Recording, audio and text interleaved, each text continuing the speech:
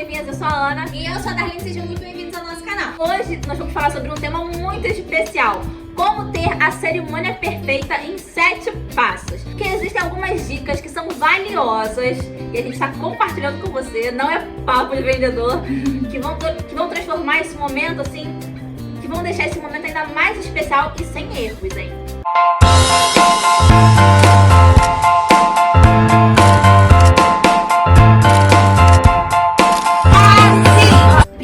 Se a música vai ser ao vivo, você confia no trabalho daquela pessoa, já viu ela trabalhando, é recomendada, às vezes um amigo vai fazer pra você, mas ele não vai fazer direito. Tem aquele meme, se a gente encontrar, a gente vai deixar aqui pra vocês, daquele trompete tocando, ai gente, dá até agonia de lembrar.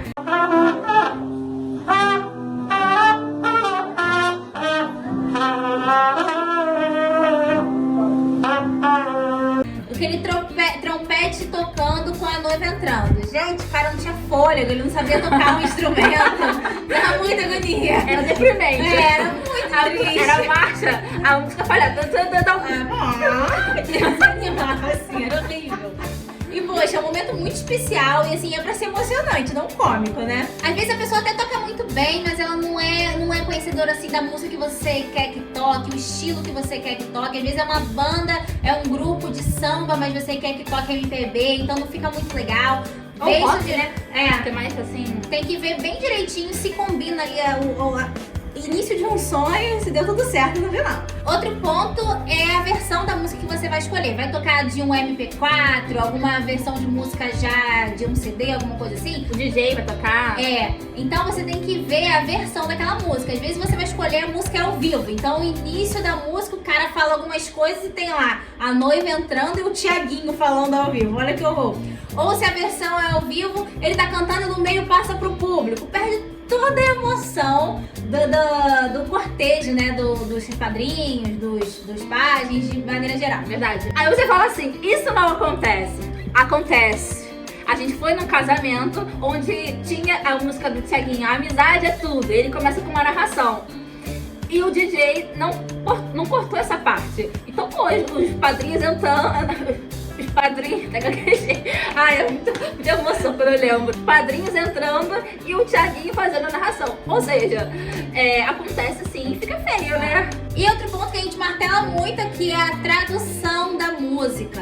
Tem muita música que você acha que é linda, maravilhosa, mas a tradução dela é um fiasco. Tá falando sobre término de namoro, ou traição, ou a mulher que vai humilhar o cara. Então, assim, veja a tradução. Adele é uma cilada, Ed Sheeran também. Então, assim, vai com calma, vê direitinho a tradução pra ver se tem tudo a ver.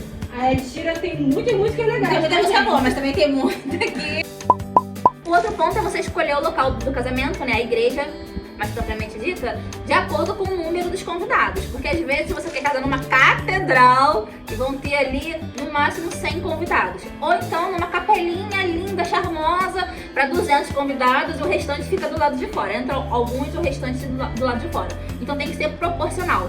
Eu sei que, por exemplo, na igreja católica, às vezes pelo valor, né, a pessoa acaba escolhendo uma igreja muito grande pro número de convidados. Não fica assim tão aconchegante, né? Porque o bonito é a noiva entrar com a igreja cheia. Ela sendo grande ou pequena, e aí fica aquele aspecto das fotos lindas. Né? Ela fica até emocionada, fica aconchegante. Mas se não for possível, conversa com sua cerimonialista para que ela bloqueie os assentos, os últimos assentos, para que as pessoas se concentrem lá na frente mesmo, para você ter registros muito bonitos e para que haja aquela sensação de que tá todo mundo ali. Porque senão fica um gato pingado lá na frente, outro gato pingado lá atrás, fica uns buracos assim na igreja e não fica bonito. O terceiro ponto é o tempo de duração da cerimônia. O ideal ali é se manter em 1 hora no total, tá? Entrada de todo mundo, cortejo de todo mundo, troca de alianças, votos, mensagem que o celebrante vai trazer, porque senão fica muito cansativo para os seus convidados, porque depois dali ainda vai ter uma festa.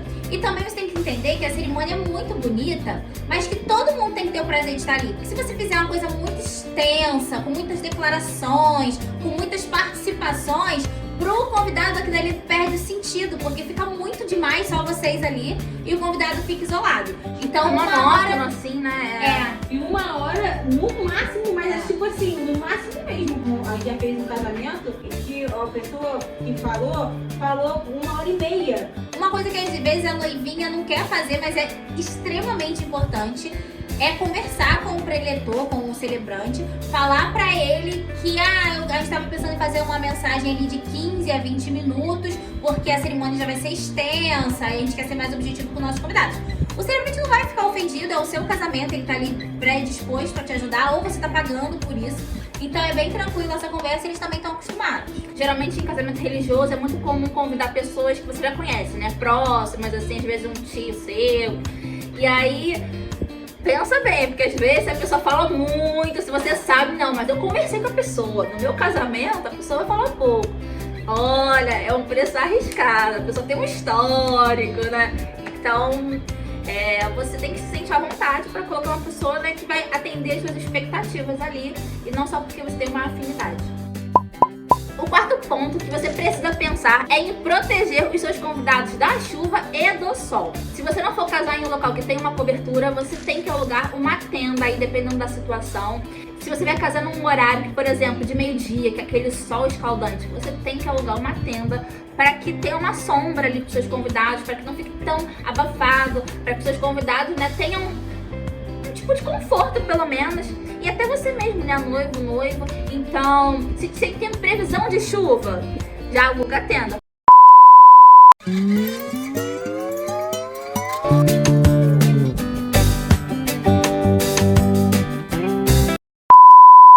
Mas se for uma tempestade, já era, hein?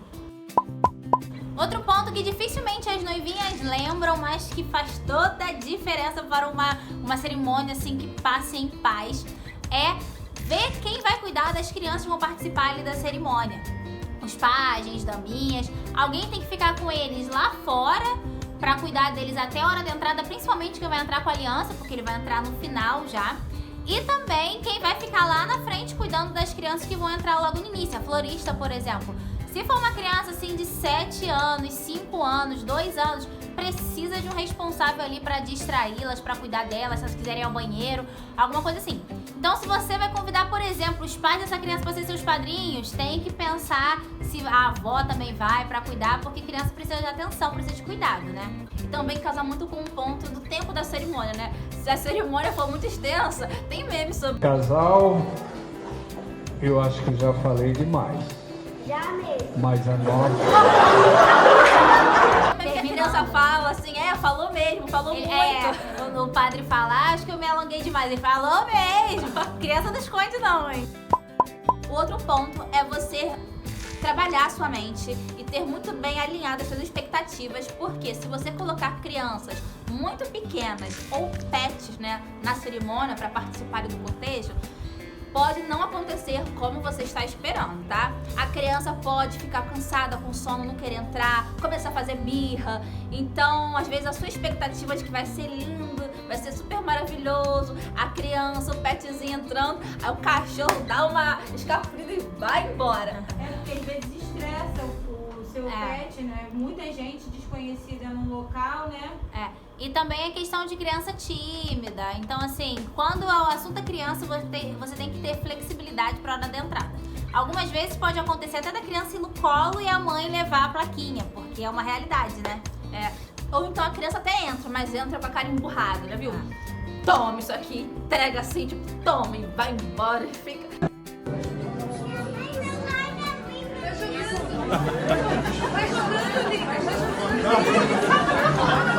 Pode acontecer, tá? Então, assim, relaxa com isso. Se você quer muito aquela criança, relaxa e vai curtir o seu dia, a sua cerimônia, sem se preocupar com isso. E o último ponto, que é muito importante de você entender para sua cerimônia ficar perfeita, a gente vai falar depois de te pedir aquele like. Se você tá gostando desse vídeo, se ele tá te ajudando, deixe seu like. Se você é nova por aqui, se inscreva no canal. Toda semana a gente lança vídeo novo para ajudar você, noivinha, na organização aí do seu casamento. E também você pode nos acompanhar nas redes sociais, @canal Caso Sim. Lá você acompanha o nosso trabalho de cerimonialista, pega altas dicas e muita inspiração. Então, vem com a gente. Agora sim, vamos a ela. A última dica valiosa é que você tem que entender, tem que pensar avaliar que tipo de cerimônia que você quer realizar no seu casamento. Você quer uma cerimônia mais sóbria, mais séria, que tenha mais reverência, ou uma mais descontraída? A gente fala isso porque tá muito em alta agora os padrinhos entrarem ou com plaquinhas engraçadas ou até mesmo dançando. Então às vezes vai quebrar um pouco da emoção que você quer que os seus convidados sintam ali na hora da cerimônia. Então você tem que alinhar, você vai conseguir uma coisa ou outra coisa. Ainda nesse tema, você tem que pensar também no seu celebrante. Dependendo da religião, dependendo do celebrante, o celebrante pode ser bem implacável em relação a algum tipo de brincadeira. Então conversa com ele, o que você quer fazer. A gente já realizou casamentos que o celebrante, ele falou com a noiva que ele não aceitaria alguns tipos de música, nem alguns tipos de plaquinha. Plaquinhas que são muito comuns, como perdemos mais soldado, corre que ainda dá tempo. O celebrante não permitiu e os noivos tiveram que mudar. Nesse caso, né, era numa religião, dentro de uma religião. Então por isso que você tem que pensar se você quer algo com mais reverência por causa da sua religião ou algo mais descontraído. Porque mesmo às vezes você fazendo um casamento religioso fora do templo, ainda assim você pode querer algo com mais reverência, por exemplo. Então pensa com carinho. Espero que esse vídeo tenha te ajudado. Coloca aqui nos comentários o que você achou. Um beijo, até a próxima e case sim!